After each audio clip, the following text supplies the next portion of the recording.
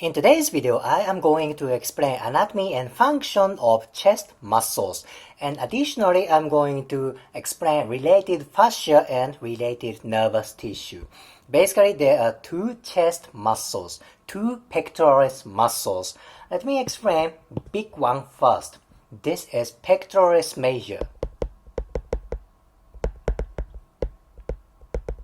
Pectoralis major, big muscle.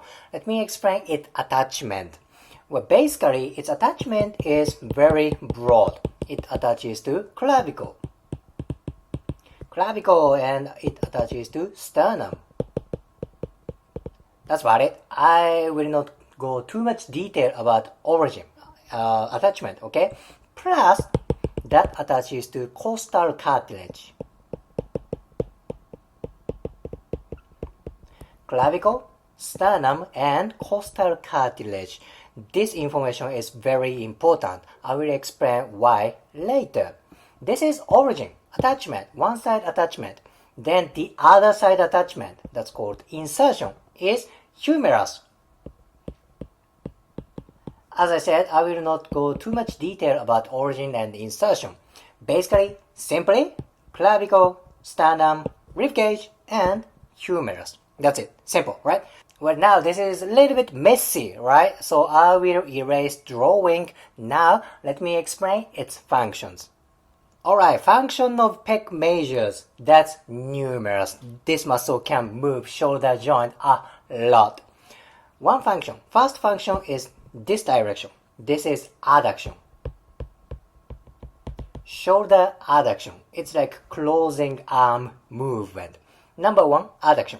Number two is internal rotation. Number three, it's a little bit hard to see from this angle. It's like you raise your arm from anterior way. This is flexion, shoulder flexion. Number three, shoulder flexion. And one more movement. It's a little bit tricky. When you raise arm to lateral way, it's like 90 degrees. Then you close arm this way.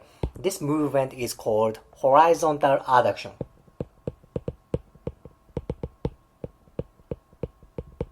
Horizontal adduction. Famous movement, famous weight training menu is dumbbell fly. Horizontal adduction is dumbbell fly movement. Just in case if you are not familiar with weight training, imagine there's mosquito flying around just in front of chest. You want to smack mosquito, right? Horizontal adduction is this like a hand clap movement, mosquito smashing movement. This is horizontal adduction. Number one, adduction. Number two, internal rotation. Number three, flexion. Number four is horizontal adduction, dumbbell fly movement. And do you remember? Pec major attaches to sternum and costal cartilage. This muscle attaches to rib cage. Okay, now what do I mean? What do I want to say? I want to say pec major has assistant function for breathing. Okay, it's not like a primary breathing muscle like diaphragm. Pec major is assistant muscle for breathing. See, pec major can do so many things for shoulder and rib cage. Okay, very important muscle. Now, pec major is gone. If you dissect pec major, you see one more pec muscle, chest muscle. That's this one. This is pectoralis minor.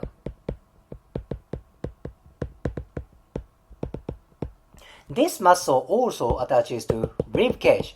That attaches to third through fifth rib. Okay. Then one more attachment is here.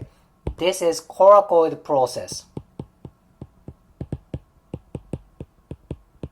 Coracoid process is part of scapula. Okay. This muscle attaches to scapula. Thus, functions of pec minor is movement of scapula. Now, what kind of functions for scapula? Let me explain that. Pec minor can move scapula for three directions. Number one, scapular abduction. Scapular abduction is you bring scapula outward. This is scapular abduction. Be careful. This is not shoulder abduction. This is scapular abduction. Shoulder abduction is you raise arm this way from lateral way. That's shoulder abduction. This is scapular abduction. This distinguish is very important. Anyway, number 2 is scapular depression. Number 2, depression. One more movement is downward rotation.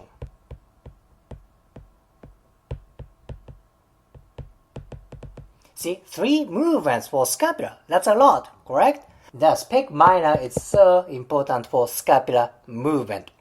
Don't forget, pec minor attaches to rib cage. What can you say? Pec minor is what? Breathing muscle indeed. That can help for breathing. See, pec minor, so important muscle. Now, let me explain anatomy of fascia related to pec minor and pec major. Once again, when you dissect pec major, you see pec minor, but not only that. Actually, there's myofascia covering pec minor and anterior ribcage like this. This fascia is called clavipectoral fascia.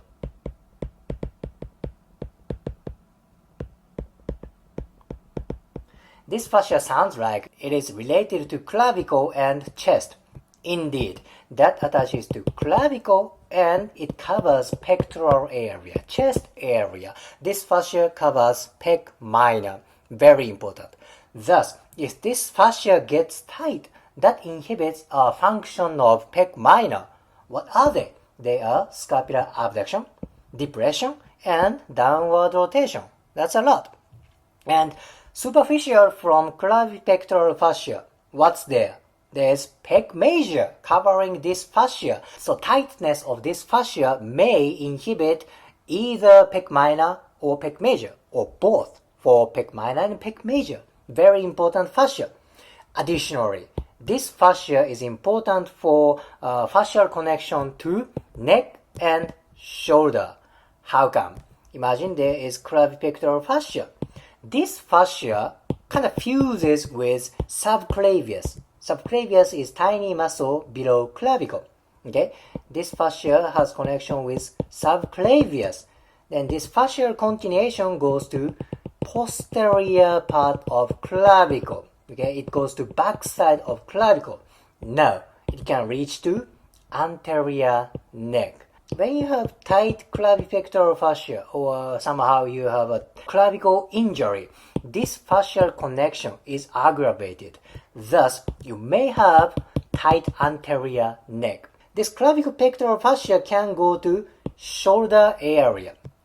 This is important station for both anterior neck and shoulder continuation. Oh my gosh, I love working on clavipectoral fascia.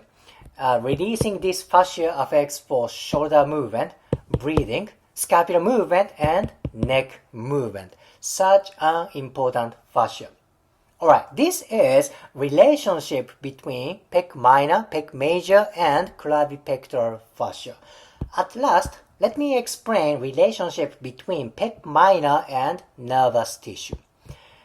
You see yellow bundle, yellow cause-like structure posterior to pec minor. See, this is pec minor. There's yellow bundle behind pec minor. What is this? This is brachial plexus.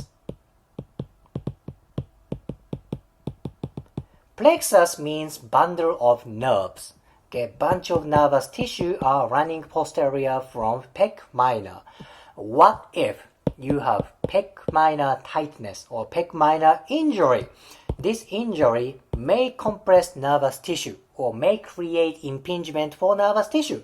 What's going to happen then? Where is this brachial plexus going? It's going to shoulder, it's going to chest, it's going to upper arm, it's going to elbow, forearm, wrist, fingers, all the way down to end of upper extremity. Very important. Now, tightness of this place may create numbness and pain around associated area. This symptom, numbness and pain around upper extremity is called thoracic outlet syndrome. Tightness of pec minor can be one reason for thoracic outlet syndrome.